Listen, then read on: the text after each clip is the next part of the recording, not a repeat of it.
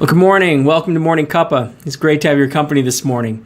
I want to share a story with you that I hope will be an encouragement as you start your day today. The automatic doors slid open, and Jennifer stepped inside the store.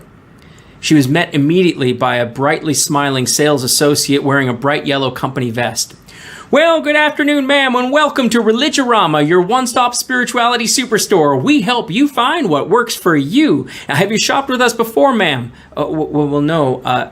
I've driven by, but I've never actually. Well, great. My name is Trent, and I am one of Religirama's spirituality resource associates, and I'll be happy to guide you through your shopping experience today and help you find a spirituality that's just right for you. Now, can you tell me what kind of spirituality were you looking for today, ma'am?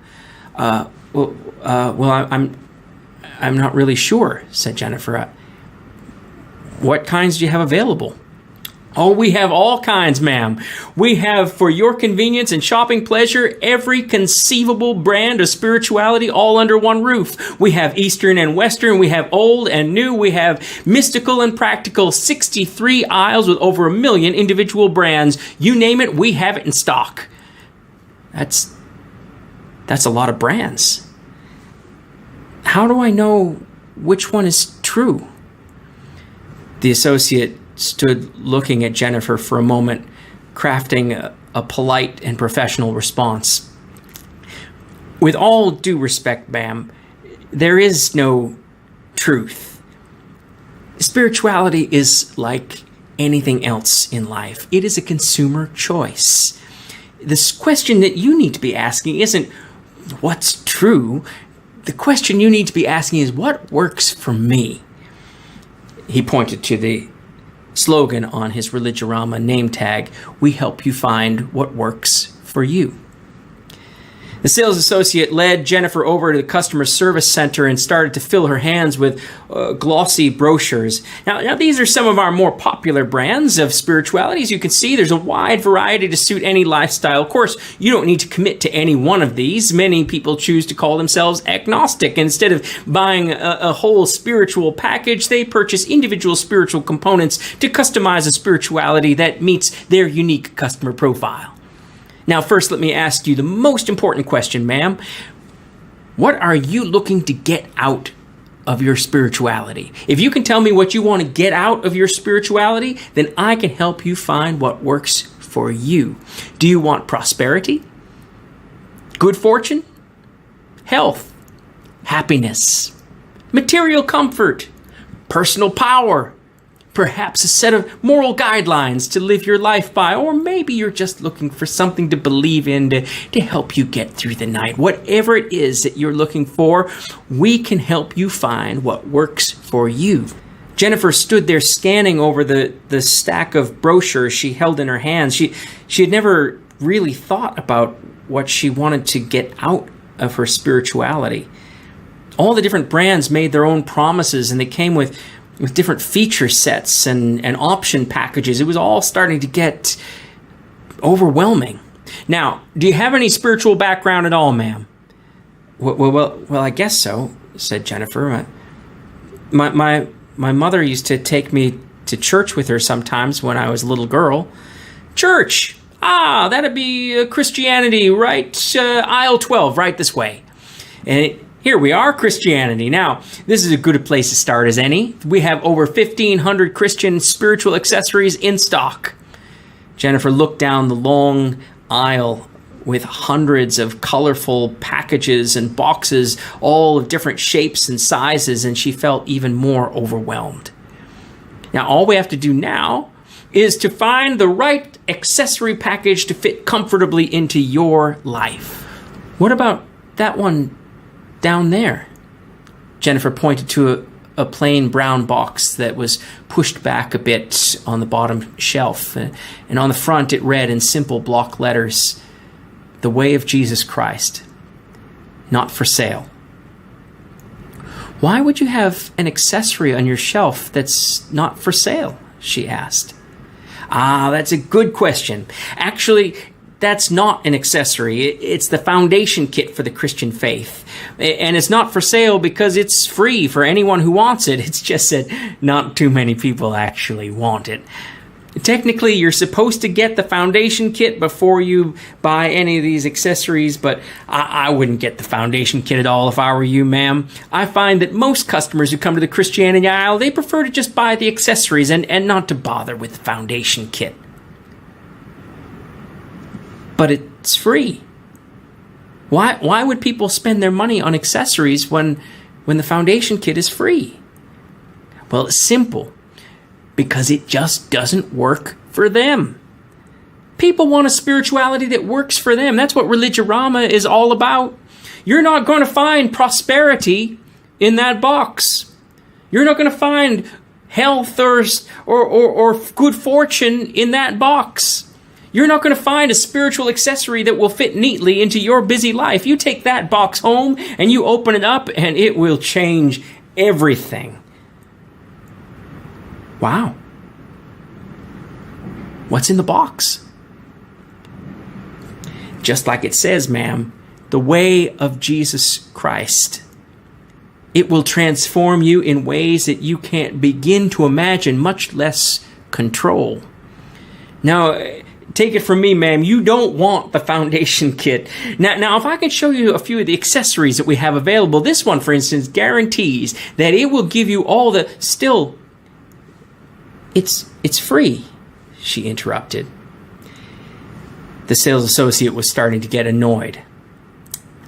Yes, it's free, ma'am, but that doesn't mean that there's no cost to it. You know, years ago, we had a man come in here by the name of Dietrich Bonhoeffer, and he insisted that the way of Jesus Christ was all that he was interested in. So he took home the box and he opened it up, and you know what happened to him? He was sent to a Nazi concentration camp, and then he was executed. How's that for free? Years later, another man came in here by asking for the way of Jesus Christ. His name was Martin Luther King Jr. You know what happened to him, don't you? A few years back, we had a man in here, his name was Tom Fox, and he took the base kit home, and he thought that with the foundation kit, that he was going to be able to walk the way of Jesus Christ. That was all he was talking about. He thought that he was going to go and work for peace, but his captors in Iraq, they had other ideas, and they killed him, and they threw his body out with the rubbish. Now, maybe that kind of spirituality worked for them. I can tell you it sure wouldn't work for me, ma'am.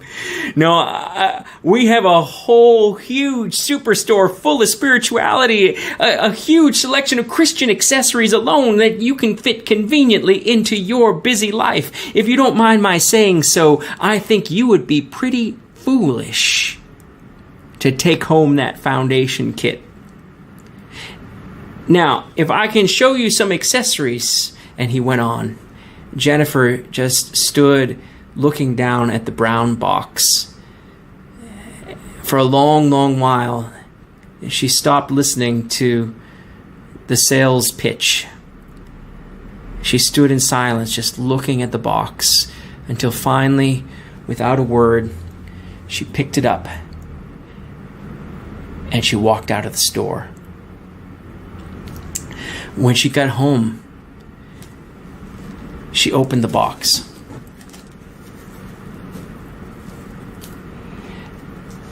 She was eager to get at the contents inside, but she realized that it was filled with packing material, and all the crumpled up pieces of paper, they all had little handwritten notes on them by people who had taken the box home before her and had opened it up. And as eager as she was to see what was in the box, she took the time to read every one. One was from Bonhoeffer. It read, "It is no small thing that God allows himself to be pushed out of the world on a cross."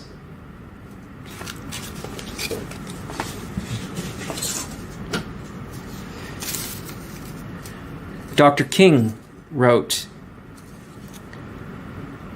Christianity has always insisted that the cross we bear always precedes the crown we wear. When I took up the cross, I recognized its meaning. The cross is something that you bear and ultimately that you die on.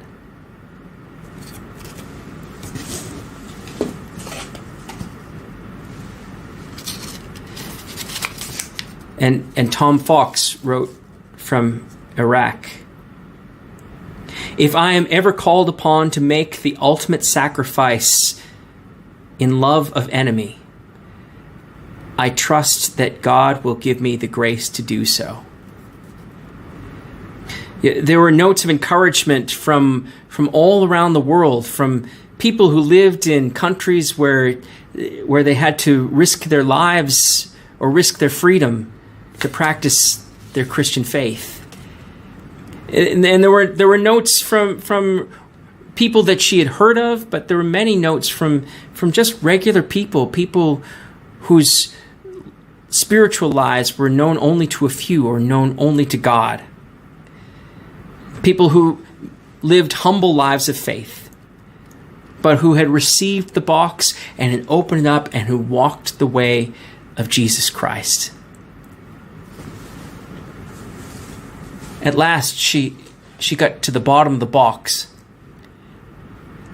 And all that it contained, besides all that packing material, was a simple brass cross, like the one that she remembered seeing in her mother's church when she was a little girl. And there was one last piece of packing material underneath it. It was from a man named Paul.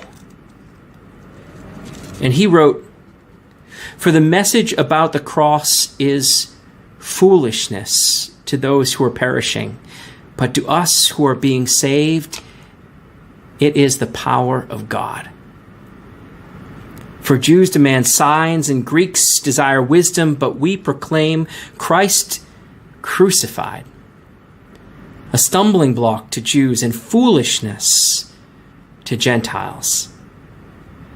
But to those who are called both Jews and Greeks, Christ, the power of God and the wisdom of God.